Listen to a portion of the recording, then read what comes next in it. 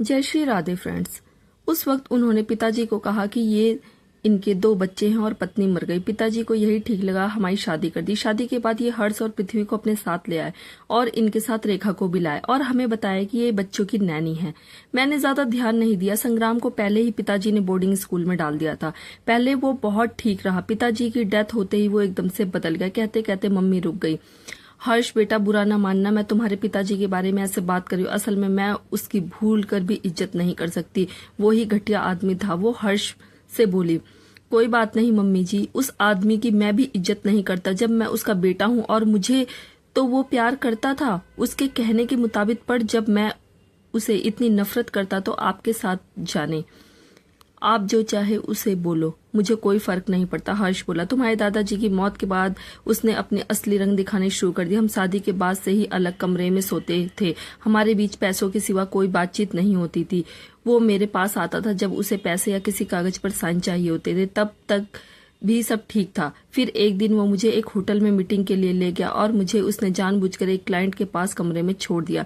मैं ही जानती हूँ मैं वहां से बचकर कैसे आई। घर आने पर इसने मुझे मारा और बोला कि उस क्लाइंट से उसे 3 करोड़ का फायदा होना था। उस दिन हमारी खूब लड़ाई हुई। मैंने उसके बाद उसके साथ जाने से मना कर दिया और वो रेखा को ले जाने लगा। तब से मैं हर्ष को भी अपने पास रखने लगी। शरद, जिसका नाम उसने संग्राम रख दिया था, उसने ऐसा सिखाया कि वो मुझसे नफरत करने लगा। मुझे तो वो स्कूल जाने नहीं देता था और यहाँ आता था तो मुझसे बात नहीं करता था। फिर एक दिन उसने सहस को उठाकर उसे मारने की धमकी देते हुए मुझे एक पेपर्स पर साइन करा लिए। उसके बाद वो मुझसे पैसे मांगने नहीं आया। उस दिन से वो मुझ पर घर से बाहर जाने की पाबंदी लगा दी। मैं बहुत डरी डरी रहती थी कि कहीं वो सहस को मारने की धमकी देकर मुझे कोई और काम ना करा ले। एक दिन सिट के पापा, जो तेरे पापा के बहुत अच्छे दोस्त थे, घर आए तो मैंने उन्हें ये सब बात बताया। उनसे वादा लिया कि वो किसी को नहीं बताएंगे। मैंने उनसे वहां से भागने की मदद मांगी। उसने सिट के पापा को जाते हुए देख लिया था तो हम दोनों पर बहुत ही गंदे इल्जाम लगाए। फिर मैं उनकी मदद से यहाँ भाग आई। मम्मी रोते हुए सुना रही थी, मम्मी आप रो मत, बुरा वक्त गुजर गया, अब जो जेल में है अपने किए की सजा भुगत रहे हैं। संग्राम बोला, मेरी किसी दिन सिट के पापा से बात कराना, मेरी वजह से उन्हें बहुत तकलीफ हुई। हाँ, उन्होंने उनके घर जाकर भी हंगामा किया तो उन्हें भी घर बदलना पड़ा। मुझे भी कुछ दिन पहले ही पता चला, संग्राम ने बताया। बस फिर हम यहाँ आ गए। शुरू में कुछ मुश्किलें हुई लेकिन धीरे धीरे दिन सुधरते गए। मम्मी बोली, मम्मी बीत गया, वो सब बीत गया, उसे भूल जाओ, अब इकट्ठे हो गए, हम सब एक साथ रहेंगे। संग्राम ने इशारा किया तो सहस और हर्ष ने भी मम्मी को गले लगा लिया। तीनों ने एक साथ मम्मी को हक कर लिया। तीनों की आंखें नम हो गई थी। छवि भी उन्हें नम आंखों से देख रही थी। वो सोच रही थी कि लाइफ उसकी ही दर्द से गुजरी है, पर मम्मी की तो और भी ज्यादा दर्द भरी गुजरी है। अब सब ठीक हो जाएगा। और फिर कुछ देर बाद सब नॉर्मल हो गया। मम्मी ने संग्राम को कहा, अगर मैं तुम तीनों से कुछ कहूँ तो मेरी बात मानोगे? हाँ जी मम्मी जी, तीनों ने एक साथ कहा। संग्राम मुझसे पूछ रहा था, देखो बेटा, मैं उस शहर को नहीं जानती थी, अब तुम तीनों को देखो कि तुम कंपनियों को कैसे हैंडल करोगे। मम्मी बोली, भाई आप लोग कुछ भी डिसाइड करो, मैं कुछ नहीं करना चाहती हूँ, मैं मम्मी के साथ ही रहूंगी। छवि बोली, अब छवि यहाँ है तो मुझे भी यहीं रहना पड़ेगा। तो ऐसा करते हैं, हर्ष और सहस तुम दोनों अहमदाबाद जाओ। हर्ष, पहले तुम बताओ कौन सी कंपनी में जाना चाहोगे, तुम्हारी चॉइस क्या है? सहस को दूसरी में भेज देंगे। संग्राम बोला, भैया आपने मुझे जो दिया है मैं वहीं चला जाऊंगा, सहस दूसरी संभाल लेगा। हर्ष बोला, चलो ठीक है, मैं सहस तुम कंपनी में चले जाओ, ओम तुम्हारी हेल्प करेगा और हर्ष तुम्हारे साथ सिट को भेज दूंगा। तुम्हारी उससे बनती भी ठीक ठाक है, बाकी तो मैं हूं ही, वक्त मिलते ही यहाँ आया जाया करना। संग्राम बोला, सहस मीना से भी मिलते रहना, मेरी बात भी करा देना, शादी कब करनी है बता देना भाई, चोरी छिपे ना कर लेना, हमने भी शादी देखनी है। छवि बोली, भाभी किसकी शादी, आप भी ना अच्छा मजाक कर लेते हो। सहस बोला, ज्यादा चालाक बन, माँ हूं तेरी, उसी दिन सब समझ गई थी, बाकी का छवि ने बता दिया। अगर हाँ अब टूट गई और उससे शादी नहीं करनी तो ठीक है, हम और लड़की देख लेंगे।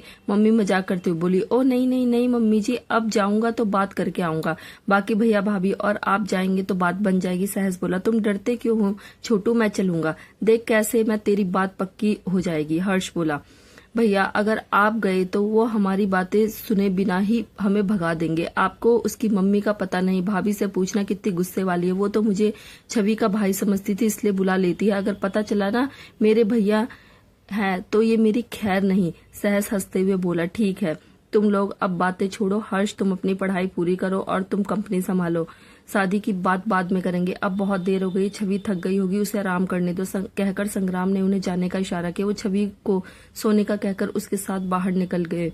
वो काफी देर तक बातें करते रहे। फिर संग्राम उन्हें अपने घर ले गया और अपना घर दिखाया। दोनों ने अपने लिए कमरे ले लिए। संग्राम के घर में जिम भी था, वो लोग वहीं रुक गए। संग्राम वापस आया कुछ दिन बाद। छवि अब ठीक हो गई थी। आज हर्ष और सहस अहमदाबाद जा रहे थे। संग्राम और सिड उन्हें एयरपोर्ट छोड़ने गए। छवि और मम्मी स्कूल से आ गए थे। मम्मी का दिल दुखी था। उन्हें सहस और हर्ष के जाने से एकदम घर खाली हो गया था। छवि ने मम्मी से कहा, मम्मी कुछ दिन बाद फिर आ जाएंगे, आप क्यों दुखी होते? वो पहुंचकर ही फोन करेंगे। आप चलिए, प्रेयर का टाइम हो गया। प्रेयर में भी मैडम ने बच्चों को अच्छी बातें बताई। फिर वो काम में बिजी हो गई। बच्चों के साथ वो सब भूल जाती थी। अहमदाबाद, सहस और हर्ष अहमदाबाद पहुंच गए। वो एक साथ सीधे घर गए। वो दोनों ने ही यहीं रहने का तय किया था। यहाँ से हर्ष कॉलेज और सहस कंपनी चले जाया करेंगे। दोनों ने पहले ही फोन करके अपने अपने कमरे की सफाई करने को कह दिया था। हर्ष ने पापा का कमरा लिया था और सहस ने हर्ष वाला कमरा लिया था। हर्ष उस रात आराम करके अगली सुबह कॉलेज चला गया और सहस अपनी कंपनी चला गया। वहां ओम ने उसका स्वागत किया। उससे संग्राम वाले कमरे में बिठाया गया। सर, काम आज से ही शुरू करना है कि आज स्टाफ इंट्रो करा दे? ओम ने पूछा। इंट्रो करा दो, फिर काम करने में आसानी होगी। यहीं बुला लो, उनके पास जाना पड़ेगा? सहस ने पूछा। सारे डायरेक्टर्स यहीं आ जाएंगे, ओम ने बताया। फिर उसने फोन करके सबको यहाँ आने का कहा। सर, ये फाइबर प्रोडक्शन के डायरेक्शन है, ये यॉर्न प्रोडक्शन के डायरेक्टर है, ये डाइंग एंड प्रिंटिंग के हेड, ये प्री ट्रीटमेंट के हेड और ये फैब्रिक प्रोडक्शन के डायरेक्टर। इसके अलावा manufacturing, sales, retail and transport का डिपार्टमेंट उनके डायरेक्टर ट्रिप पर गए हुए हैं।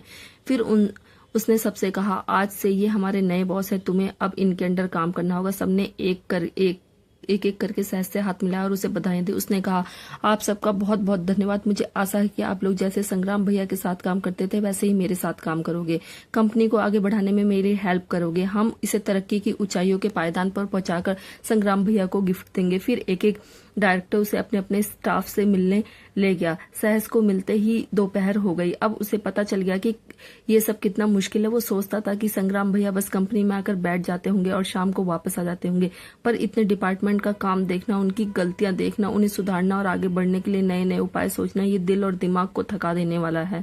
उसने संग्राम को फोन किया, भैया मैं आज अब तक इंट्रो की है और बहुत थक गया हूँ। आप सच में ग्रेट हो जो आप इतना काम करते हो। मुझे आपसे बहुत कुछ सीखना है।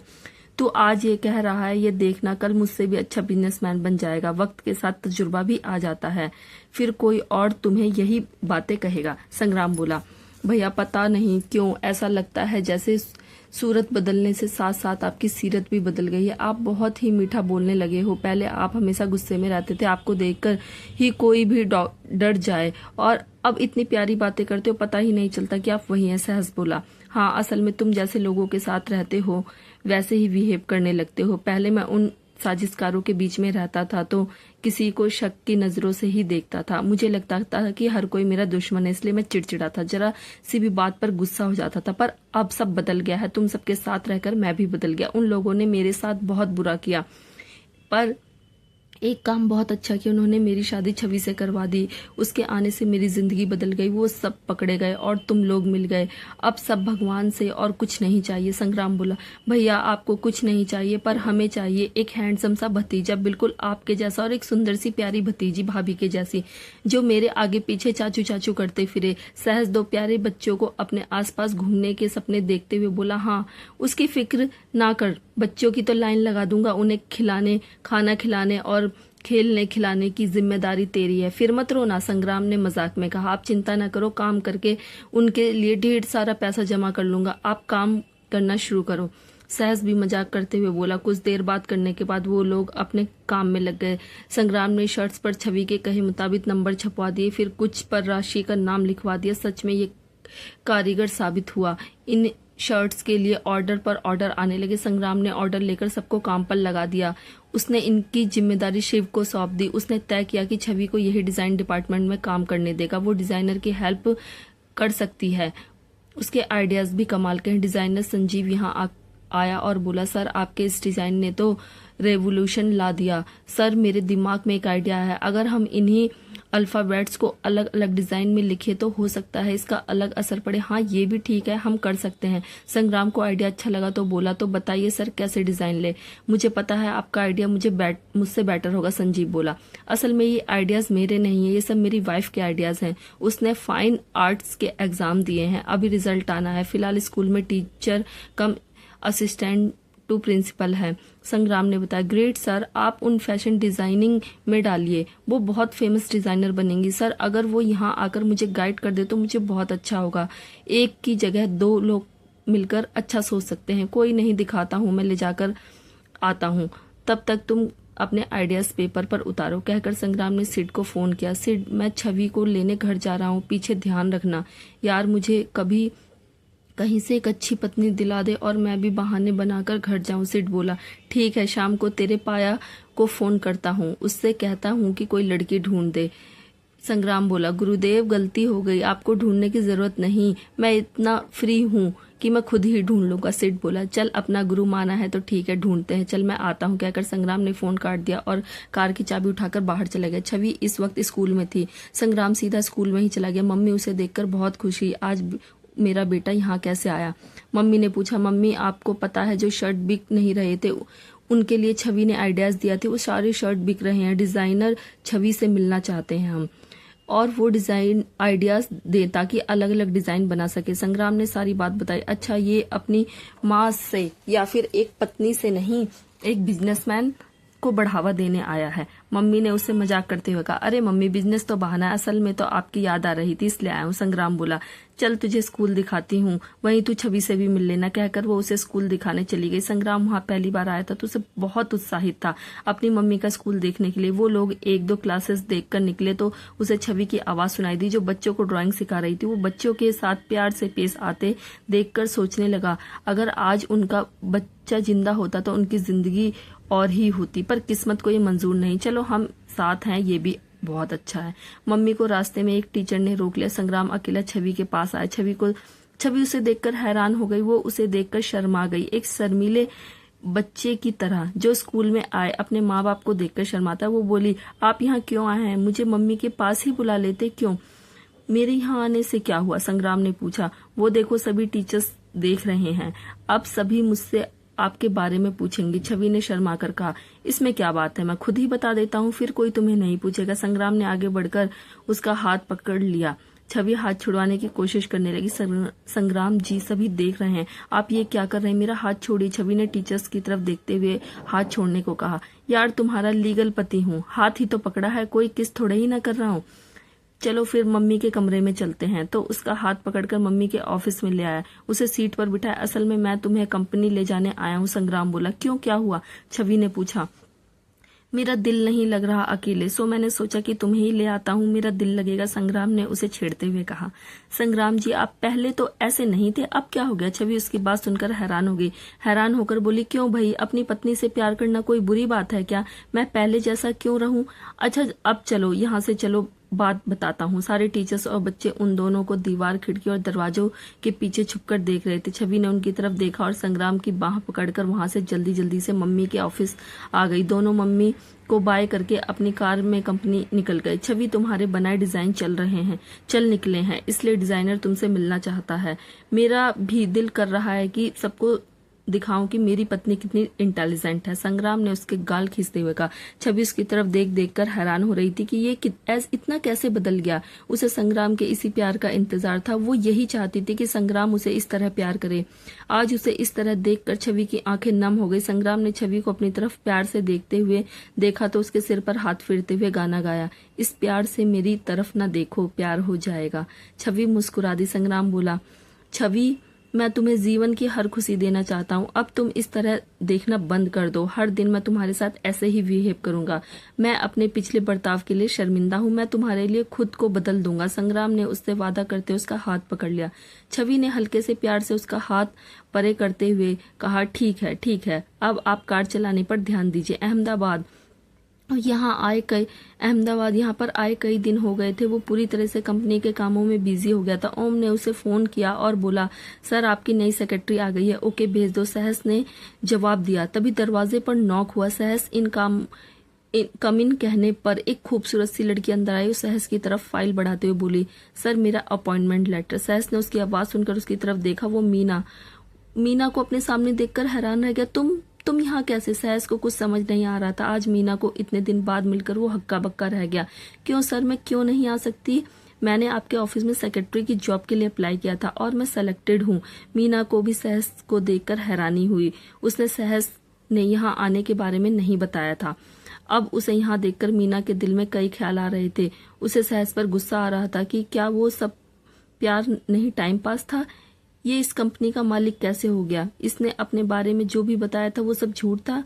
ये क्यों मुझसे साधारण लड़का बनकर मिलता रहा? ओह, तुम मेरी सेक्रेटरी हो तो ये बहुत अच्छा है। काम मुश्किल नहीं, तुम जल्द ही सीख जाओगी। बैठो। सहस बोला, नहीं सर, मैं ऐसे ही ठीक हूँ, आप काम बताइए। मीना ने फिर दो टूक जवाब दिया। सहस को उसका ये बिहेवियर अजीब लगा। वो बोला, मीना क्या बात है, इस तरह से क्यों बिहेव कर रही हूँ, जैसे तुम जानती ही नहीं। जी सर, मैं आपको नहीं जानती। मैं जिस सहस को जानती थी वो एक सिंपल सा मध्यम वर्गीय कॉलेज में पढ़ने वाला लड़का था। वो किसी कंपनी का मालिक नहीं था। मीना रूडली बोली। मीना, मैं तुम्हें फोन करके बताने वाला था, बस मैं बिजी हो गया था। तुम नाराज क्यों होती हो? बैठो तो सही, मुझे तुम्हें बहुत कुछ बताना चाहता हूँ। सहस उसके पास जाकर उसके कंधे पकड़कर बिठाते हुए बोला।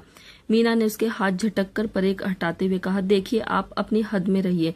मैं आपकी सेक्रेटरी हूँ, कोई गर्लफ्रेंड नहीं। काम बताइए, मुझे कुछ और नहीं सुनना। मीना तुम ओके, ये फाइल्स देखो और इनकी डिटेल्स की लिस्ट बनाकर लाओ। सहस ने सोचा कि ये अभी नाराज है, इसलिए उसने कुछ फाइल्स उसे देते हुए कहा। मीना वो फाइल्स लेकर चली गई। बाहर आकर मीना बहुत रोई। ये मेरे साथ ऐसा कैसे कर सकता है? मैं क्या कोई खिलौना हूँ कि खेला और छोड़ दिया?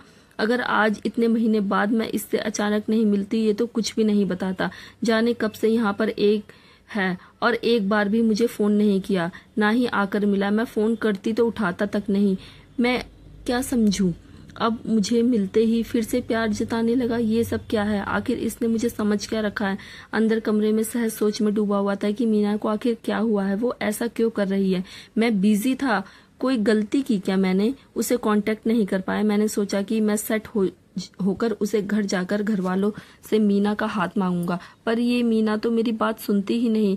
मैं क्या करूं? कुछ सोचकर उसने छवि को फोन किया। भाभी, मैं परेशान हो गया हूं। मैंने सोचा था कि मैं कंपनी को पूरी तरह से सेट होकर मीना का हाथ मांगने जाऊंगा, लेकिन बदकिस्मती या किस्मत से मीना मेरी सेक्रेटरी बनकर आ गई और अब वो मुझसे नाराज हो गई। वो मेरी बात ही नहीं सुन रही। मैं क्या करूं? सहज दुखी आवाज में बोला। छवि उस वक्त संग्राम के साथ कार में कंपनी की तरफ जा रही थी। उसने स्पीकर ऑन करके संग्राम को भी ये सारी बातें सुनाई। उसकी बातें सुनकर संग्राम बोला, तू बड़ा कब होगा? हर बात में तू छवि से या मुझसे हेल्प मांगेगा तो जिंदगी कैसे जी पाएगा? ये मुसीबत तूने खुद खड़ी की है तो खुद इसे हल करो। हाँ, एक हिंट देता हूँ, फाइल्स दी है तो एक फाइल अपने दिल की भी बनाकर स्टडी करने को दे दो, ठीक है? ओके भैया, समझ गया, कहकर उसने फोन बंद कर दिया। उसने एक लेटर लिखा और मीना को फोन किया। जी सर, मीना बोली। एक फाइल और है, आकर ले जाओ, सहस बोला। मीना अंदर आई और सहस से फाइल लेकर चली गई। उसने कुछ नहीं पूछा और सहस ने कुछ कहा भी नहीं। मीना ने बाहर आकर उस फाइल को खोलकर देखा तो अंदर लेटर देखकर वो फाइल बंद करके वापस देने जाने लगी। फिर उसने लेटर पढ़ा तो उसे सब समझ में आ गया कि सहस संग्राम का भाई है और ये कंपनी संग्राम ने ही इसे दी है और वो सेट होकर उसके घर जाकर उसका हाथ मांगेगा। मीना को ये सब पढ़कर खुशी हुई, पर उसने सोचा कि क्या पता ये सच है या नहीं। इससे पहले चेक करूं, फिर इसकी बात पर भरोसा करूं। वो काम खत्म करके सारी फाइल्स लेकर ऑफिस में गई। सहस उसके मुंह की तरफ देखता रह गया, पर वो बिना कुछ बोले फाइल्स रखकर चली गई। सहस ने वो फाइल्स खोलकर देखी तो वो लेटर वैसे ही पड़ा था। उसे बहुत दुख हुआ। अब वो क्या करे, उसकी समझ में कुछ नहीं आ रहा था। वो कमरे में टहलने लगा। कुछ देर टहलने के बाद वो अपनी कुर्सी पर बैठ गया। फिर कुछ सोचने के बाद उसने तय किया कि अब मीना से कोई बात नहीं करेगा और सही वक्त का इंतजार करेगा। मनाली, संग्राम छवि को कंपनी ले आया। डिजाइन्स बहुत ही अच्छे हैं, इन पर अमल करो। अब मैं इसे कभी कभी यहाँ पर लेके आया करूंगा। फिलहाल ये मम्मी की हेल्प कर रही है, उनका भी इसके बिना गुजारा नहीं होता। संग्राम ने छवि को शर्माते हुए देख बात बदल दी। शरद डिजाइनर का हर प्रोडक्ट हिट होने वाला है। उनका काम बहुत बढ़िया था, वो बहुत बिजी हो गया था। रात बहुत हो गई थी, वो हमेशा की तरह आज भी लेट आया था। मम्मी खाना खाकर सो गई थी, छवि उसका इंतजार कर रही थी। वो आया तो उसके पास आकर उसे गले लगाकर बोला, यार तुम सो जाया करो, इतनी रात तक जागने से तुम्हारी तबीयत खराब हो जाएगी। उसने उसके माथे पर किस करते हुए कहा, संग्राम जी, मैंने बहुत इंतजार के बाद आपके प्यार को पाया है। मैं ऐसे ही दिनों का इंतजार था। मैं शुरू से चाहती थी कि मैं अपने पति का इंतजार करूं, फिर हम साथ में बैठकर खाना खाएं और हमारा प्यार दिनों दिन बढ़ता जाए। छवि बोली, अच्छा आओ खाना खा ले, पहले ही बहुत लेट हो गया है। संग्राम हाथ धोकर टेबल पर बैठते हुए बोला। दोनों ने मिलकर खाना खाया, फिर दोनों ने बर्तन किचन में रखकर अपने कमरे में ऊपर चले गए। संग्राम नहाने चला गया। छवि थकी हुई थी, वो लेटते ही सो गई। संग्राम आया तो उसे सोते हुए देख बहुत अफसोस हो रहा था कि जिसे उसने जीवन भर की खुशियां देने का वादा किया था, उसे आज इस थकावट और इंतजार के सिवा कुछ नहीं दे पाया। उसने उसे देखकर तय किया कि आगे से वो समय पर घर आएगा। वो उसके पास लेटा और उसे पकड़कर अपनी बाहों में खींचा। छवि भी उसकी बाहों में सिमटकर सो गई। उसने उसे अपने सीने से लगा लिया। छवि भी उसके सीने में मुंह छुपाकर सो गई। संग्राम अपने सीने से लगी छवि को प्यार से देखकर मुस्कुरा दिया। वो धीरे से बोला, मुझे ऐसी ही लाइफ चाहिए थी जिसमें जब मैं सोऊं तो तुम्हारा चेहरा देखकर सोऊं और उठूं तो तुम्हारा चेहरा देखकर उठूं। मेरा ये सपना पूरा हो गया। अब छवि, सारी उम्र ऐसे ही तुम्हें अपनी बाहों में लेकर बीत जाए। छवि के चेहरे पर स्माइल आ गई। वो संग्राम के कुछ और अंदर घुस गई। संग्राम ने भी उसे और किस किया और उसके होठों को चूमने लगा। छवि की आंख खुल गई और उसकी नींद चली गई। वो भी संग्राम को कस के पकड़कर उसे किस के नशे में डूब गई। वो खुद को रोक नहीं पाई। रोज छवि संग्राम के पास होती थी, पर फिर भी जब वो उसके इतने पास होती तो वो खुद पर काबू नहीं रख पाता था।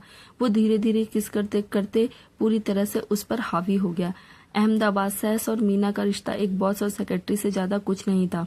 सहस ने बहुत कोशिश की कि वो मीना को समझाए, पर मीना समझना नहीं चाहती थी। वो सहस ने भी कोशिश छोड़ दी। उस दिन भी वो काम में व्यस्त था कि हर्ष आया। वो बिना दरवाजा नॉक किए अंदर आ गया। मीना उसे रोकती हुई उसके पीछे पीछे अंदर आई और बोली, सर आप ऐसे बिना अपॉइंटमेंट के सर से नहीं मिल सकते। ओह सॉरी, तो अब दे दो अपॉइंटमेंट। हर्ष की बात सुनकर मीना ने हर्ष की तरफ देखा। उसे लगा उसने इसे कहीं देखा है, लेकिन उसे याद नहीं आ रहा। उसने सहस की तरफ देखा। सहस ने उसे जाने का इशारा किया।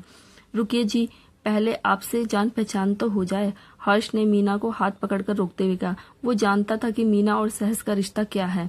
उसने देखा कि मीना उसे पहचानती नहीं है, सो वो इस बात का फायदा उठाकर उन दोनों के साथ मजाक करना चाहता था। मीना ने अपना हाथ छुड़ाने की कोशिश की, लेकिन वो मेहमान को डांट भी नहीं सकती थी। उसने सहस की तरफ देखा। वो अपनी फाइल्स पढ़ने में व्यस्त था। उसने उसकी तरफ नहीं देखा। हर्ष ने मीना को अपनी ओर खींचते हुए अपनी बगल में बैठने को कहा। मीना ने छुड़ाने की बहुत कोशिश की, फिर बोली, सर आप दोनों बैठकर बातें कीजिए, मैं चाय कॉफी का बंदोबस्त करती हूँ। अरे आप क्या बात करती हैं, चाय क्या आपसे अच्छी होगी? दो घड़ी पास बैठ जाओ, शराब का नशा हो जाएगा। हर्ष बोला। सर आप बहुत ही फनी हैं, प्लीज मेरा हाथ छोड़िए। मीना ने हाथ छुड़ाने की फिर कोशिश की, पर हर्ष कहाँ छोड़ने वाला था। सहस भी देखना चाहता था कि मीना कैसे रिएक्ट करती है, सो वो चुपचाप फाइल देखने में बिजी रहा। मीना की बर्दाश्त की हद तब हो गई जब वो गुस्से से बोली, सर मेरा हाथ छोड़िए, दर्द करने लगा है। ये क्या तरीका है किसी से बात करने का? ओह, तो अब तुम एक सेक्रेटरी मुझे सिखाओगी कि मुझे किससे कैसे बात करनी चाहिए? तुम्हारी इतनी हिम्मत सहस, ये तुमने कैसी लड़की रखी है? हर्ष ने सहस से कहा। तब सहस ने फाइल बंद की और उनकी तरफ देखा। क्या बात है भैया? सहस ने भोलेपन से पूछा। सहस, ये तेरी सेक्रेटरी मुझे लेक्चर दे रही है, कहती है कि मुझे बात करने का तरीका नहीं आता। हर्ष बोला। मीना क्या बात है, ये क्या तरीका है गेस्ट से बात करने का? सहस ने मीना को डांटते हुए कहा। लेकिन सर इन्होंने मेरा हाथ पकड़ लिया और छोड़ नहीं रहे। मैं कब से कह रही हूँ कि मेरा हाथ छोड़ दे, लेकिन ये छोड़ ही नहीं रहे। मीना ने सहस को सारी बात बताई और अपना पकड़ा हुआ हाथ ऊपर उठाकर कहा, हाथ ही तो पकड़ा है, इसमें क्या बड़ी बात हो गई? सहस बोला। सहस, ये तुम क्या कह रहे हो? जब मैं आई थी तब तो बड़ा कह रहे थे कि मैं तुमसे प्यार करता हूँ और तुम्हारे पेरेंट्स से तुम्हारा हाथ मांगूंगा, और आज कोई अनजान मेरा हाथ पकड़ रहा है तो तुम्हें कोई फर्क ही नहीं पड़ रहा। क्या पैसे ने तुम्हें अंधा कर दिया है? मीना ने सारा गुस्सा सहस पर निकाल दिया, लेकिन हर्ष ने अब भी उसका हाथ नहीं छोड़ा। अच्छा जी, तो तुम मेरा लेटर पढ़ लिया था, पर तुमने मुझे बताया क्यों नहीं? ऐसा क्यों रिएक्ट करती रही मानो तुमने वो लेटर पढ़ा ही नहीं?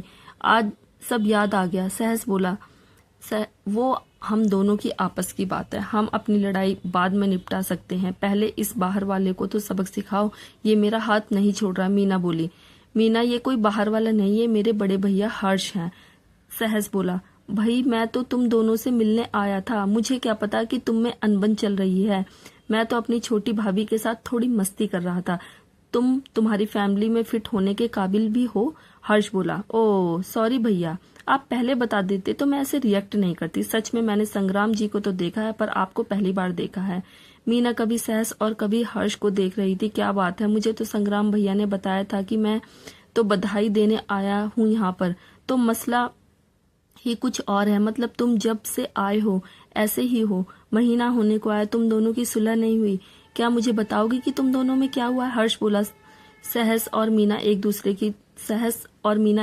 की तरफ देखने लगे। दोनों ही चाहते थे कि दूसरा बताए, कोई भी खुद बताना नहीं चाहता था। हर्ष भी दोनों की तरफ देखे जा रहा था। कमाल है यार, तुम तो दोनों ही नहीं बोलते। मुझे जाकर संग्राम भैया और छवि भाभी को रिपोर्ट भी भेजनी है। अगर ऐसे ही चुप रहोगे तो मैं जाकर क्या बताऊंगा? हर्ष बोला, भैया मैं बताता हूँ, आपको तो पता ही है कि इस बार हम लोग वहाँ कितने बिजी थे। पिछले महीनों में हमारी फाइल्स में लाइफ में कितना कुछ हुआ है। इस बीच में इसे फोन करना भूल जाता था, फिर जब बाद में किया तो इसका फोन बंद आ रहा था। मतलब हमारी बात कम हुई।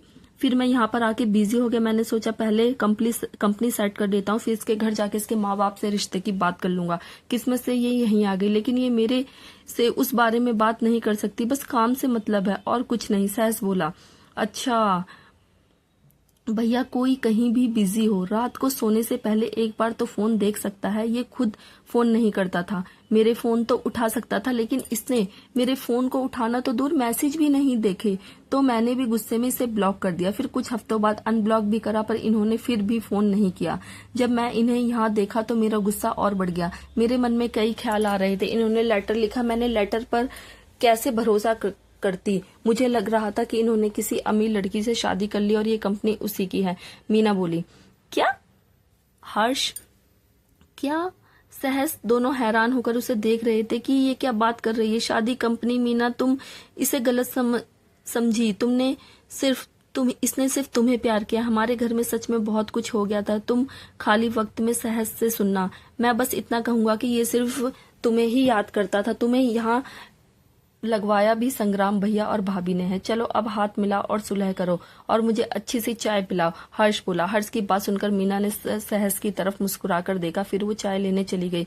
हर्ष कुछ देर उन दोनों के साथ बैठकर बातें करता रहा। अब वो दोनों भी ठीक से बातें कर रहे थे। हर्ष के जाने के बाद मीना भी कमरे में जाने लगी और मुड़कर बोली, सहस, आई एम सॉरी, मुझसे गलती होगी। मैंने तुम्हें बहुत गलत समझा। मुझे ये सब नहीं करना चाहिए था। तुम्हारी प्रॉब्लम समझनी चाहिए थी।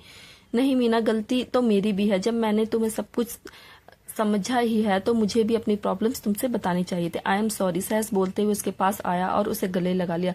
मीना ने भी अपनी बाहें उसकी कमर में डाली। दोनों एक दूसरे की बाहों में खो गए। तभी ऑफिस का दरवाजा खुला।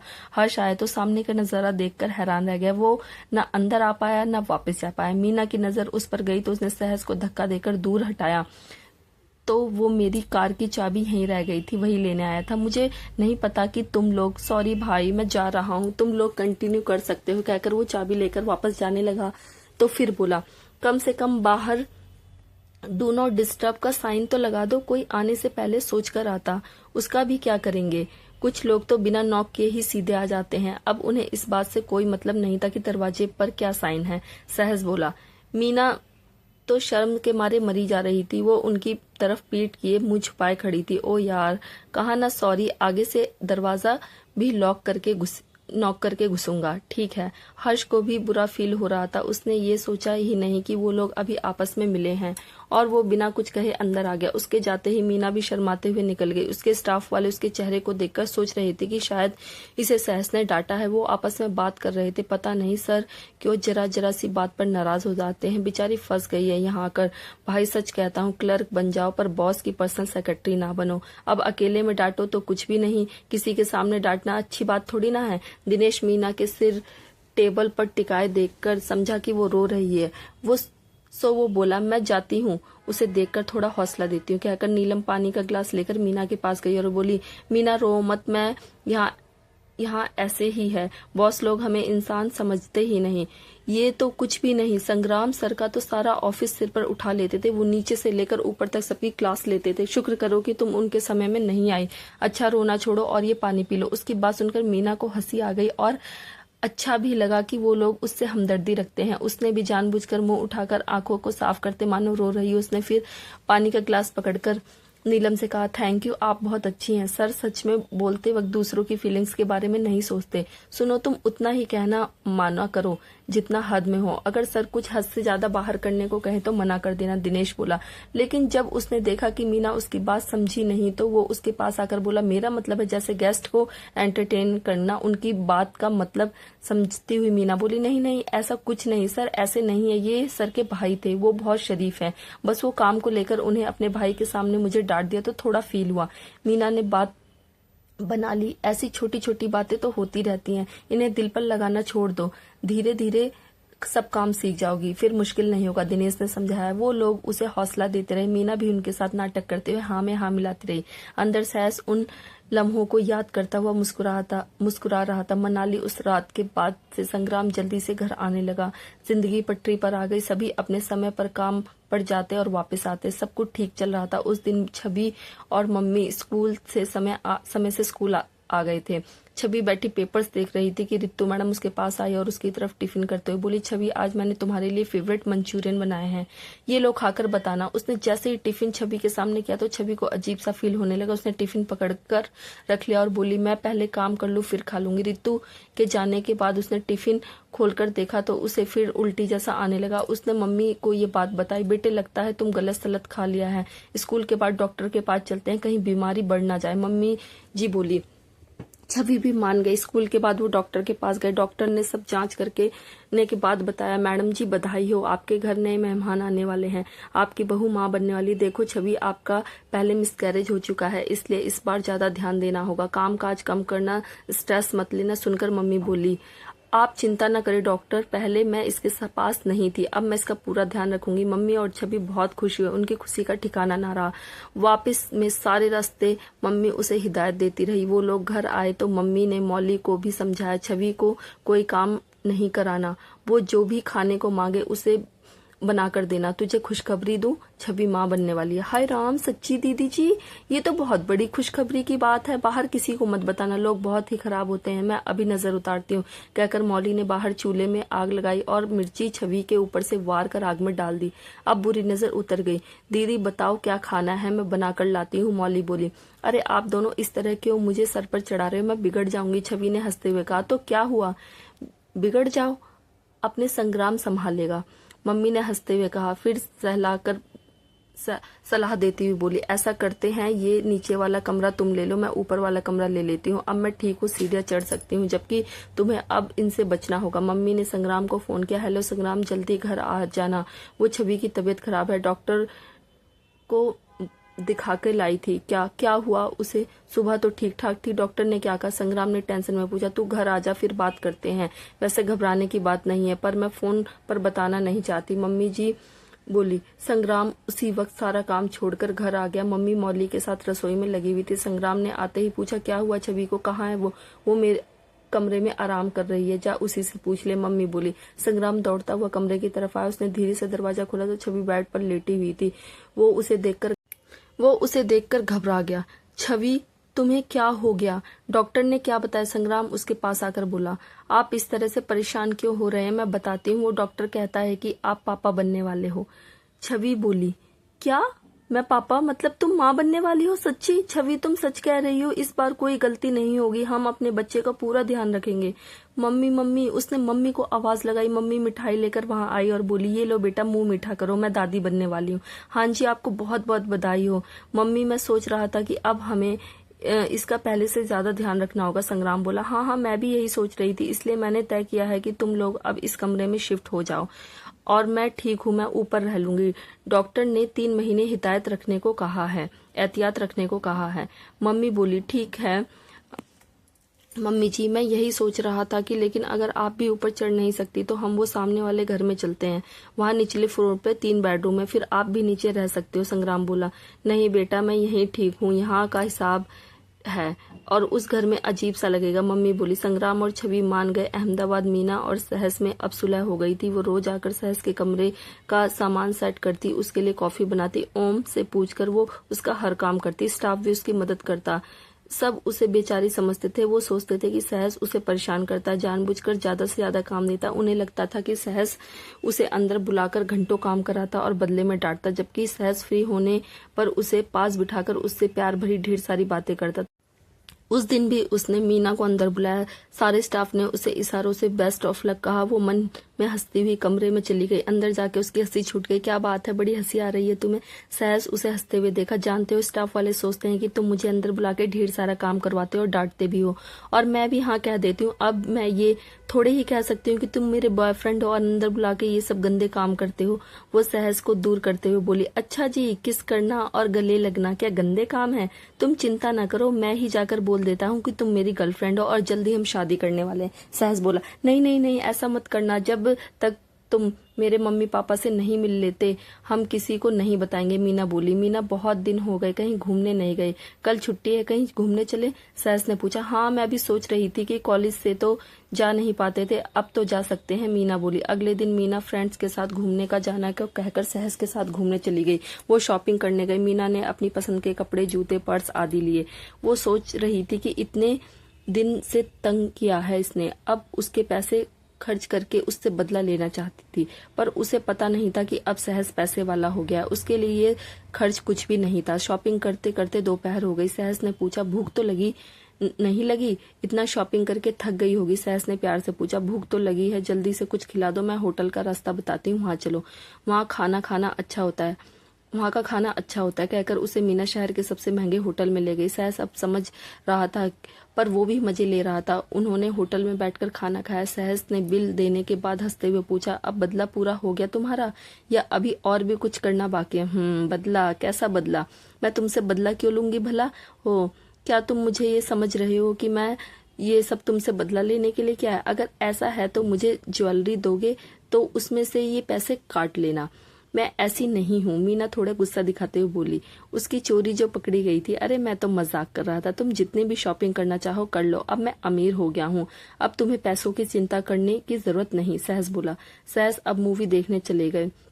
बहुत अच्छी मूवी लगी थी, मीना बोली। सहस कैसे मना करता वो लोग मूवी देखने चले गए। दोनों टिकट लेकर अंदर जाने लगे तो दिनेश टकरा गया। मीना उसे देखते ही दूसरी तरफ निकल गई। सहस उसके सामने खड़ा उसे देख रहा था। सॉरी सर, आप यहाँ कैसे? दिनेश ने पूछा। मैं मूवी देखने आया हूँ, सहस कुछ हड़बड़ाकर बोला। आप अकेले ही आए हैं? उसने पूछा। हाँ तो क्या हुआ, कोई अकेला नहीं आ सकता क्या? और तुम भी अकेले ही आए हो? नहीं सर, मैं तो अपनी वाइफ के साथ आया हूँ, वो खड़ी। उसने दूर खड़ी औरत की तरफ इशारा किया। तभी उसकी नजर उसकी पत्नी के पास खड़ी मीना पर पड़ी। वो सहस को बताने लगा, पर कुछ कहे बिना ही उनके पास चला गया। वो मीना है क्या? वो भी आई है तुम्हारे साथ? सहस ने दिनेश को उस ओर देखते हुए पूछा। जी हाँ जी, वो मेरी पत्नी से मिलना चाहती थी और कह रही थी कि उसका कोई फ्रेंड नहीं है जिसके साथ वो मूवी देख सके, सो मैं उसे और सुनीता मेरी पत्नी दोनों को एक साथ ले आया। दोनों मिल भी लेंगी और दोस्ती भी हो जाएगी। दिनेश बोला। ओह ठीक है, चलो मैं भी भाभी जी से मिल लेता हूँ, वैसे भी मैं अकेला हूँ, तुम लोगों के साथ ही मूवी देख लेता हूँ, कहकर वो दिनेश के साथ चल दिया। दिनेश, जिसे कुछ पता नहीं था, मन में मीना पर तरस खा रहा था। बेचारी मीना, एक दिन मिला था बेचारी को अपनी स्ट्रेस दूर करने का, ये सर यहाँ भी पहुंच गए। बेचारी की तो किस्मत ही खराब है। वो सहस से पहले पहुंचकर मीना को कवर करना चाहता था। उसे डर था कि कहीं मीना कुछ कह ना दे और सहस उसकी चोरी पकड़ ले, फिर वो बेचारी मीना को बहुत तंग करेंगे। ये सोचकर वो जल्दी से मीना और उसकी पत्नी के पास पहुंचा और बोला, मीना तुम आ गई, ये मेरी पत्नी सुनीता है, मैं इन्हीं से तुम्हें मिलवाना चाहता था। वो उसे बताते हुए आंखों और हाथों के इशारों से मीना को बता रहा था कि उसके पीछे सहस है। नमस्ते दिनेश जी, नमस्ते भाभी जी। मीना भी उसके सुर में सुर मिलाने लगी। फिर सहस को देखकर जैसे हैरान सी हो गई और बोली, सर आप मूवी देखने आए हैं? हाँ, क्या मैं मूवी देखने नहीं आ सकता? इससे पहले दिनेश ने भी ऐसे ही हैरान होकर पूछा था। भाई, चाहे मैं तुम्हारा बॉस हूँ पर मुझे भी मूवी देखने का शौक है। सहस बोला। नहीं सर, हमारा वो मतलब नहीं था। सुनीता, ये हमारे बॉस है। दिनेश ने मीना को बचाते हुए अपनी पत्नी को सहस से मिलवाया। सुनीता ने सहस को नमस्ते कहा। मूवी देखने जाना है या नहीं? मीना, तुम अपनी टिकट मुझे दे दो और आने के लिए ले जाओ। सहस ने बॉस की तरह अपनी सेक्रेटरी को ऑर्डर दिया। सर मेरे पास 2 टिकट है, मेरी फ्रेंड भी आने वाली है, अभी फोन आया है कि वो नहीं आ रही, सो यही सोच रही थी कि ये किसी को दे दूं, आप ले लीजिए। मीना भी जानबूझकर उदासी से बोली, चलो दिनेश। सहस ने मीना से टिकट लेते हुए कहा। सहस आगे चल दिया। मीना दिनेश को दिखाने के लिए मुंह सा बनाकर अपनी बेबसी जताई।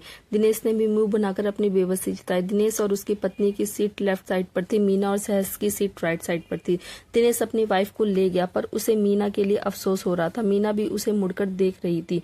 अंधेरे में किसी को कोई नहीं दिख रहा था। सहस और मीना बेझिझक बाहों में बाहें डाल बैठ गए। दोनों आराम से मूवी देखते रहे। इंटरवल में दोनों दूर होकर बैठ गए। दिनेश उनके पास आया और बोला, सर आप खाने के लिए कुछ लेंगे? मीना से पूछ लो, सहस और बॉसिया अंदाज में बोला। दिनेश ने मीना की तरफ देखा। वो बोली, ऐसा कीजिए, पॉपकॉर्न और 2 कोल्ड ड्रिंक लाकर देना। उसने ऐसा कहा मानो वो बोर हो गई हो। दिनेश जाने लगा तो सहस ने उसे रोककर 500 रुपए का नोट पकड़ा और बोला, ये लो, अपने लिए भी जो लेना है तो ले लो, मेरी तरफ से ट्रीट समझो। दिनेश ने थोड़ा आनाकानी करने के बाद पैसे ले लिए। फिर वो पॉपकॉर्न और कोल्ड ड्रिंक उन्हें देकर बचे पैसे सहस को वापस करने लगा तो सहस बोला, ये आप रख लीजिए, मूवी मेरी तरफ से। कहकर सहस ने पैसे लेने से इनकार कर दिया। मूवी खत्म होने के बाद मीना ने दिनेश को फोन किया। दिनेश जी, सर कह रहे हैं कि ऑफिस में कुछ फाइल्स लेनी है, बाद में वो मुझे घर छोड़ देंगे, सो मैं उनके साथ जा रही हूँ। दिनेश ने ओके कहकर फोन बंद कर दिया। बेचारी मीना एक दिन भी चैन से नहीं रह पाई। बेचारी ऑफिस में सर इससे बहुत काम करवाते हैं, इसकी तो किस्मत ही खराब है। आज इसने सोचा होगा कि चलो मूवी देखी जाए, तो जिसके साथ देखनी थी वो आई नहीं, पर जिस बॉस से बचने के लिए वो यहाँ पर आई थी उसे वो यहीं पर मिला ही नहीं, उसके साथ मूवी देखनी पड़ी। दिनेश ने अपनी पत्नी को बताया, कहीं इन दोनों में प्यार तो नहीं हो गया? सुनीता ने पूछा। अरे तुम पागल हो गई हो क्या? तुम्हें किस एंगल से इनमें प्यार लगा? वो तो एक दूसरे को देखना भी नहीं चाहते, सारा दिन सर इससे काम पे काम लगा कर रखते हैं, एक पल भी बैठने नहीं देते, कभी ऑफिस आकर देखना। हमें तो इस बेचारी पर बहुत तरस आता। दिनेश बोला। कहाँ से निकलकर सहस मीना को उसके घर छोड़ने चल दिया। दोनों रास्ते में दिनेश के बारे में ही बातें करने लगे। मुझे कभी कभी दिनेश भैया पर तरस आता है, बेचारे सोचते हैं कि आप मुझे तंग करते हैं और वो लोग मुझे हमदर्दी करते हैं। मीना बोली, हाँ मुझे भी तरस आता है, पर क्या करें, प्यार और जंग में सब जायज है। सहस बोला। फिर वो उसे उसके घर से थोड़ी दूर छोड़कर चला गया। मीना वहां से पैदल घर आ गई। उन्हें पता नहीं था कि एक काली कार सुबह से उनके पीछे लगी थी। मीना के जाते ही वो कार भी वापस हो गई। उस कार में 2 शातिर आदमी बैठे थे, उनमें एक रामशरण था और दूसरा संग्राम का चाचा। देखा, ये संग्राम का छोटा भाई है और ये इसकी मम्मी और संग्राम से मिलने गए थे। संग्राम का भी पता चल गया है, वो अपनी मम्मी और छवि के साथ मनाली में रह रहा है। सबसे बड़ी बात तो अपना हर्ष भी इन्हीं के साथ है, रामशरण ने चाचा को बताया। हाँ हाँ हाँ, चाचा जोर से हंसने लगा। तुम हंस क्यों रहे हो? रामशरण बोला, जो तुम मुझे अब बता रहे हो मुझे बहुत पहले से पता है। जिसे वो अपना गुलाम समझ रहे हैं, असल में वो हमारा हुक्म का इक्का है। चाचा बोले, कौन सा गुलाम और कौन सा इक्का? क्या कह रहे हो आप? मुझे कुछ समझ नहीं आया। रामशरण संसोपंज में बोला, कोई नहीं, वक्त आने पर सब पता चल जाएगा, सब्र रखो।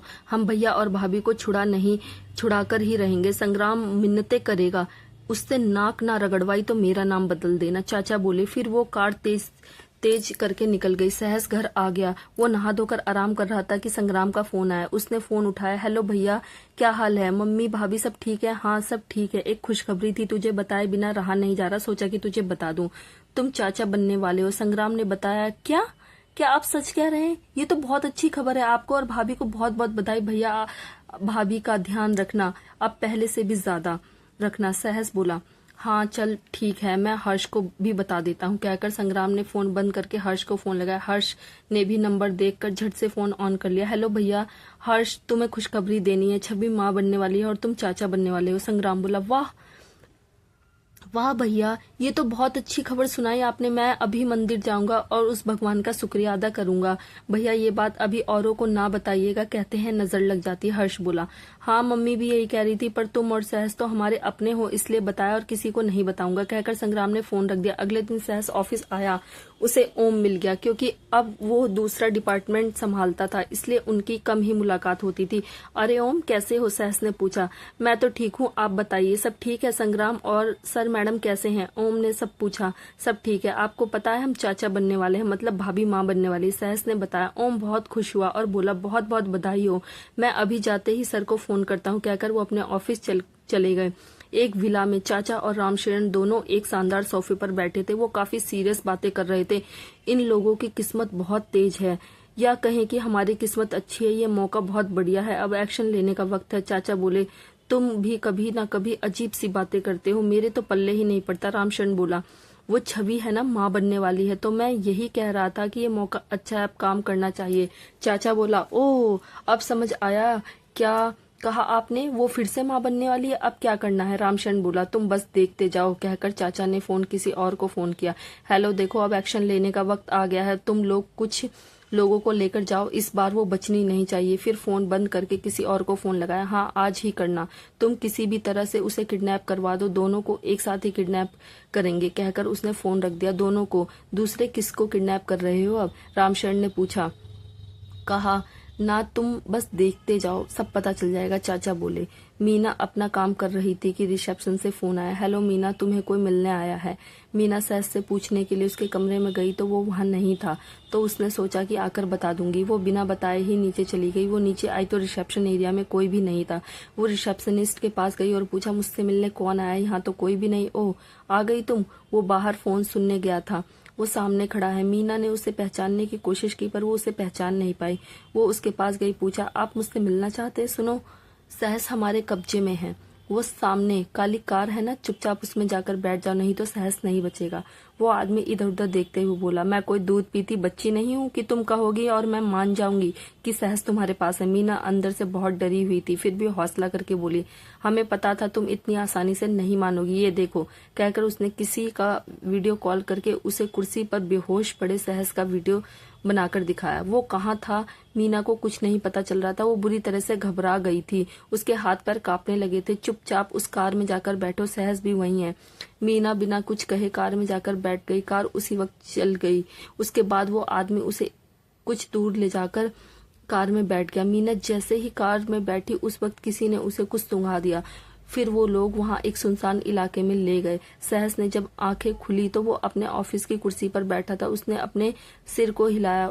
उसे क्या हुआ था? वो सो गया था क्या? लेकिन उसे ऐसे पहले कभी नींद नहीं है, आज ये क्या हुआ? उसने मीना के लिए बेल बजाई, लेकिन मीना कहाँ आई? वो तो उठकर मीना के कमरे में गया, वो वहां पर भी नहीं थी। उसने देखा कि मीना का बैग वहीं पड़ा है। वो बाहर आया और दिनेश से पूछा, मीना कहाँ है? मुझे पता नहीं सर, दिनेश बोला। सहस जाने लगा तो नीलम बोली, सर वो मीना को रिसेप्शन से कॉल आया था, उसे कोई मिलने आया था, वो गई तो वापस आई ही नहीं। कहीं उसके घर से तो कुछ नहीं हो गया? सहस अपने कमरे में आया और रिसेप्शन पर फोन किया। रिसेप्शनिस्ट बोली, यस सर, मैं आपकी क्या हेल्प कर सकती हूँ? आपने आज मेरे पीए को फोन किया था कि उनसे कोई मिलने आया है? सहस बोला, हाँ जी सर, मैंने किया था। वो एक लड़का उससे मिलने आया था, फिर मीना उससे मिलकर वापस आई थी क्या? सहस ने पूछा। सर ये तो पता नहीं, असल में जब वो नीचे आई थी तो वो लड़का फोन पर बात करने बाहर निकल गया था और मीना उससे मिलने बाहर ही चली गई थी। मैंने उन्हें अंदर आते नहीं देखा। हो सकता है जब मैं वॉशरूम गई हूँ तो वो आ गई हो, पर मेरे सामने नहीं आई। उसने हर बात ढंग से बताई। सहस सोच में पड़ गया कि कौन आया होगा। मीना ने मुझे क्यों नहीं बताया? उसकी कुछ समझ नहीं आ रहा था कि वो क्या करे। मीना का तो कोई भाई भी नहीं, फिर कौन उससे मिलने आया था? उसके घर फोन करके देखता हूँ, पर फोन नंबर तो है ही नहीं, था ही नहीं। किसका? ना उसकी मम्मी का, ना उसके पापा का, ना ही उसने मीना के घर जाने की सोची। पर दूसरे ही पल उसने सोचा कि क्यों ना पहले सीसीटीवी कैमरे चेक कर लें। सो वो कंट्रोल रूम की तरफ गया और रिसेप्शनिस्ट को वहीं बुला लिया। वो सीसीटीवी फुटेज देखने लगा। उसमें मीना आई तो उसने रिसेप्शनिस्ट से बात की। उसने मीना को बाहर की तरफ का इशारा किया। मीना उसी तरफ चली गई। मीना ने कुछ देर उस लड़के से बात की। वो लड़का इस ढंग से खड़ा था कि उसकी शक्ल नजर नहीं आ रही थी। कुछ देर बात करने के बाद मीना चलकर दूसरी गाड़ी में जाकर बैठ गई। कार चली और सहस की कुछ समझ में नहीं आ रहा था। उसने छवि को फोन मिलाया पर फोन बंद आ रहा था। अब वो क्या करे, सोचकर वो कार निकालकर मीना के घर चल दिया। मनाली स्कूल प्रेयर के वक्त छवि को किसी का फोन से मैसेज आया। ये संग्राम की कार की फोटो थी जो आगे से टूटी फूटी पड़ी थी। वो सोचने लगी कि ये क्या है, तभी उसी नंबर से फोन आया। उसने कहा, हेलो, कौन बोल रहा है? मैडम, ये फोटो में जो कार है ना, आपके किसी जानकार की है, ये नंबर उन्होंने ही दिया है। उनका एक्सीडेंट हो गया है, आप हॉस्पिटल आ जाइए। सुनकर छवि को तो होश ही उड़ गए। उसने बाहर देखा, मम्मी भी लेक्चर दे रही थी, सो वो अकेली हॉस्पिटल के लिए चल दी। उसे बाहर निकलते ही टैक्सी मिल गई। उसने ड्राइवर को हॉस्पिटल चलने को कहा। ड्राइवर ने मास्क पहना था। उसने बिना पीछे देखे छवि के मुंह पर एक स्प्रे की। छवि को मुंह पर पानी सा महसूस हुआ। वो पानी साफ करने लगी कि बेहोश हो गई। ड्राइवर ने किसी को फोन किया। दूसरी तरफ से कोई बोला, इसे अहमदाबाद ले जाओ। फोन बंद करके ड्राइवर ने कार चला दी। लगभग 1 घंटे के बाद छवि की आंखें खुली। उसने सामने देखा, कार अब भी चल रही थी। अब ड्राइवर की बगल वाली सीट पर कोई गुंडा टाइप आदमी बैठा था। उसकी बगल में एक और औरत बैठी थी। उसके हाथ पैर बंधे हुए थे और मुंह पर टेप लगी हुई थी। वो बुरी तरह से घबरा रही थी। उसे वो वक्त याद आ रहा था जब वो किडनैप हुई थी। उसका दिल जोरों से धड़कने लगा। उसके मन ही मन संग्राम के ठीक होने की दुआ की। हे भगवान, संग्राम एकदम ठीक हो, उसे कुछ ना हुआ हो। भगवान, अब सब कुछ आपके हाथ में है, मेरे बच्चे को बचाना। वो मन ही मन बोली। उसे देखना, सामने पुलिस का नाका है। उसने सोच लिया था कि वो पुलिस को सब बता देगी। पुलिस वाले मुंह पर टेप लगी देखकर समझ ही जाएंगे। इसका मुंह खोल दो, उस गुंडे ने उसके बगल वाली बैठी लेडी से कहा। फिर उसकी तरफ देखकर बोला, मैडम, तेरा हस्बैंड हमारे कब्जे में है। अगर तूने कोई गड़बड़ की तो उसे मारने में हम कोई देर नहीं लगाएंगे। मैं अभी अपने आदमियों को फोन लगाता हूँ। कहकर उसने किसी को फोन मिलाया। हेलो, मैडम के हस्बैंड को होश आया या नहीं? अच्छा सुन, सामने नाका है। अगर पुलिस ने कार रोकी और मैडम कुछ बोली तो उसे गोली मार देना। वो गुंडा बेदर्दी से बोला। छवि घबरा गई। उसे उनकी बातों पर विश्वास हो गया था। कार नाके पर रुकी। पुलिस ने उन्हें रोका। कहाँ जा रहे हो? ये मेरी पत्नी है और ये माँ, जिसे माता के दर्शन के लिए लेके जा रहा हूँ, ड्राइवर के साथ बैठा लड़का बोला। पुलिस वाले ने कार में देखा और अंदर सच में 2 लेडीज थे, तो उसने उन्हें जाने दिया। छवि चाहते हुए भी बोल नहीं पाई। उसे संग्राम की चिंता हो रही थी। वहां से जाने के बाद कार कई नाकों, टोल प्लाजाओं पर रुकी, पर छवि चुप बैठी रही। फिर वो कार सड़क पर भागने लगी। छवि देख रही थी कि कार मनाली से बाहर जा रही थी और नीचे की ओर जा रही थी। छवि भागने की सोच भी नहीं सकती थी, क्योंकि संग्राम अब उनके कब्जे में था। वो नहीं चाहती थी कि उसकी गलती की सजा संग्राम को मिले।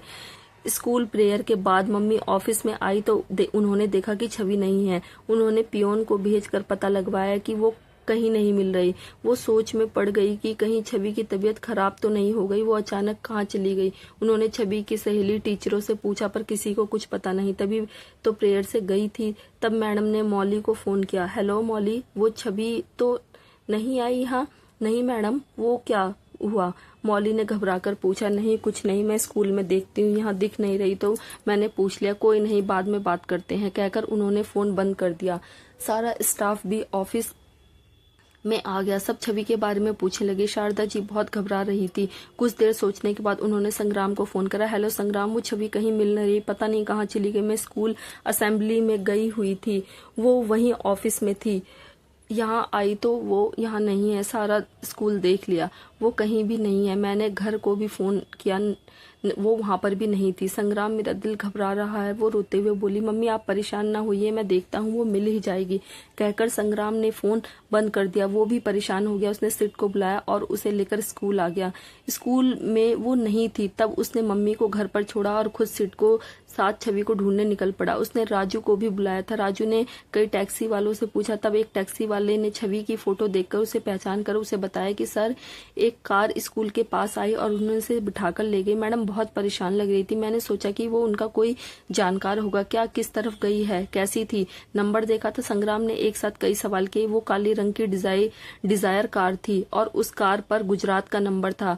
मैं देखकर हैरान हो गया कि गुजरात का नंबर यहाँ कैसे? फिर याद आया, वो राजू ने बताया था कि आप लोग गुजरात से आए हैं ना, तो मैंने सोचा कि कोई घर का ही होगा। उसने सब बता दिया। फिर दाईं तरफ इशारा करते हुए बोला, हाँ वो उस तरफ से आई थी। संग्राम कहीं ये सिड कुछ कहने लगा था, फिर चुप कर गया। संग्राम उसे लेकर बताई हुई डायरेक्शन में चल दिया। उन्होंने पुलिस नाके पर सिड ने छवि की फोटो दिखाकर पूछा, सर आपने इनको देखा? गुजरात की कार थी, काले रंग की, गुजरात का नंबर। हाँ, एक काली कार निकली है, उसमें फैमिली थी, लड़का, उसकी पत्नी और उसकी माँ थी। कार ड्राइव कर रहा था। क्यों, क्या हुआ? पुलिस वाले ने बताया। जी वो मेरी पत्नी है, वो लोग उसे किडनैप करके ले गए। संग्राम ने दुखी होते हुए कहा। क्या, रुकिए, आप फिक्र ना कीजिए, हम आगे टोल नाकों को सूचना दे देते हैं, यहाँ से बाहर नहीं निकल पाएगा, कहकर उसने वायरलेस पर सबको सूचना दी। एक काले रंग की डिजायर कार जो गुजरात के नंबर वाली थी, उसे देखते ही रोक लेना, उसमें किडनैपर एक लड़की को किडनैप करके ले जा रहा है, वो निकल ना पाए। सभी अलर्ट हो गए। संग्राम उन्हें फोन नंबर देकर उस रास्ते चल दिया, अहमदाबाद। सहस काफी सोचने के बाद मीना के घर आया और दरवाजा मीना की मम्मी ने खोला। दरवाजा खुलते ही उसने पूछा, आंटी जी मीना है? सहस, तुम आओ बेटा, वो मीना ना एक कंपनी में काम करती है, आई नहीं, अभी बस आने ही वाली है, तुम अंदर बैठो, आंटी ने उसे लिविंग रूम में बिठाते हुए कहा। उसे बिठाकर वो किचन में चली गई। लिविंग रूम में मीना के पापा बैठे थे। सहस को समझ नहीं आ रहा था कि वो क्या कहे, कहाँ से शुरू करे। फिर उसने हौसला करके कहा, अंकल जी, वो मीना मेरी ही कंपनी में काम करती है, वो कहीं चली गई है, आज शाम 3 बजे के करीब वो किसी की कार में बैठकर चली गई, मैंने हर तरफ ढूंढा, वो कहीं नहीं मिली, आपका नंबर नहीं था, सो अब उसके पास आया हूँ। आंटी जी जो पानी का ग्लास लेकर आ रही थी, सहस की बात सुनकर घबरा गई, उनके हाथों से ग्लास वाली ट्रे छूट गई। वो भागकर सहस के पास आई और बोली, क्या कह रहे हो तुम? मेरी मीना नहीं मिल रही, कहीं उसको किसी ने किडनैप तो नहीं कर लिया? हे भगवान, मेरी बेटी की रक्षा करना। बेटे, पुलिस रिपोर्ट की अंकल जी से पूछा? नहीं अंकल जी, मैंने सोचा पहले आप सबसे बात कर लूं, फिर जाऊंगा, आप चलेंगे? सहस ने पूछा। हाँ हाँ, मैं अभी कपड़े बदल कर आता हूँ, कहकर वो कपड़े बदलने चले गए। उसकी मम्मी भी उसे मीना की फोटो और कुछ जरूरी कागजात देने उनके पीछे चली गई। सहस परेशान सोच रहा था कि वो क्या करे, तभी उसे ओम का ख्याल आया। उसने ओम को फोन किया पर उसका फोन बंद था। तब उसने संग्राम को फोन किया। संग्राम भी परेशान सा मनाली की सड़कों पर छवि को ढूंढता फिर रहा था। उसने सोचा कि सहस ने वैसे ही फोन किया होगा, तो उसने फोन उठाया नहीं। सहस ने फिर फोन किया। इस बार संग्राम को लगा कि कोई जरूरी बात होगी, नहीं तो वो दोबारा फोन नहीं करता, सो उसने फोन उठा लिया। हेलो भैया, आप बिजी तो नहीं? सहस को लगा कहीं वो मीटिंग में ना हो। हाँ बिजी तो था, पर तू बता क्या हुआ? तेरी आवाज ऐसी रोए जैसी क्यों लग रही है, जैसे तेरा कुछ दुख रहा हो? संग्राम ने कार साइड पर रोककर बात की। सिड ने उसके साथ सीट बदली और उसके बगल वाली सीट पर खुद बैठकर कार ड्राइव करने लग गया। भैया, एक मुश्किल हो गई है। इससे पहले कि संग्राम उसे छवि के बारे में बता पाता, सहस बोल पड़ा। क्या हुआ? संग्राम ने सोचा कि बिजनेस में कोई प्रॉब्लम आई होगी। भैया, वो मीना पता नहीं कहाँ चली गई है, वो अपनी मर्जी से किसी की कार में बैठकर चली गई। आपकी इस शहर में बहुत जान पहचान है ना, प्लीज कुछ कीजिए। सहस रुआसा सा होकर बोला। ये कब हुआ और तू कहाँ था? संग्राम हैरान होकर पूछा। भैया, आज शाम 3 बजे के करीब कोई उससे मिलने आया था, उसी के साथ चली गई। भैया, अजीब बात है, उस वक्त मुझे कुछ हो गया था, मैं पता नहीं कैसे सो गया, जब आंख खुली तो सब कुछ पता चला। सहस बोला। सहस, तू चिंता मत कर, सीट अपने खास बंदे को फोन कर रहा है, तुम उससे मिल लो, बाकी मुझे लगता है कि कोई हमारी फैमिली पर निशाना लगा रहा है। सहस, किसी ने छवि को भी स्कूल से किडनैप कर लिया है, हम भी कब से उसे ढूंढ रहे हैं, संग्राम ने बताया।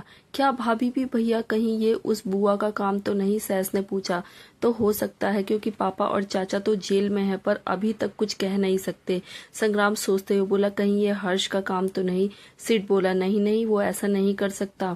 संग्राम ने उसी वक्त कहा, भैया ठीक कह रहे हैं, हर्ष भैया ऐसा नहीं कर सकते। कुछ दिन पहले वो ऑफिस आए थे और मेरे और मीना दोनों में अनबन चल रही थी, उन्होंने ही हमें मिलाया। सहस बोला।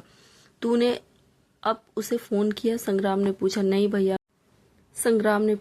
भैया, मैं आपके बाद उनसे बात करता हूँ, इस वक्त मीना के पापा के साथ थाने जा रहा हूँ। ठीक है भैया, आप सिड भैया के बंदों का नंबर भेज देना, कहकर सहस ने फोन बंद कर दिया।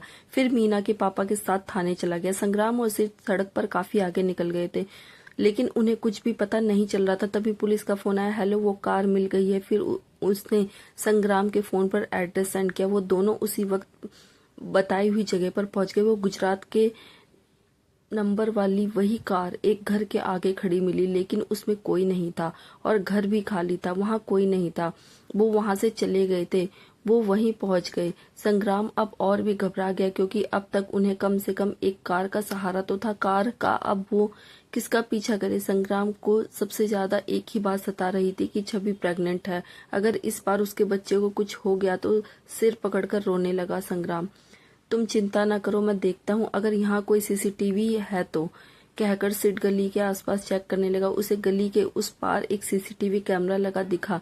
संग्राम वो सामने वाला कैमरा, शायद उसमें कुछ पता चल जाए। फिर पुलिस वाले से बोला, सर उस कैमरे की फुटेज मंगवा कर देखते हैं। पुलिस वालों ने उस कैमरे की फुटेज देखने लगे, लेकिन उन्हें वो कार अंदर आती दिखी। उसमें सिर्फ एक ही आदमी था।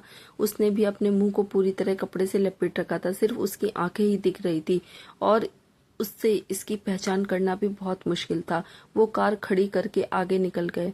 अब तो सिड की समझ में भी नहीं आ रहा था कि क्या करे। फिर कुछ देर सोचकर पुलिस से बोला, सर अगर हम उस रास्ते में आते तो सारे सीसीटीवी फुटेज चेक कर सकते थे। To be continue. हर हर महादेव दोस्तों।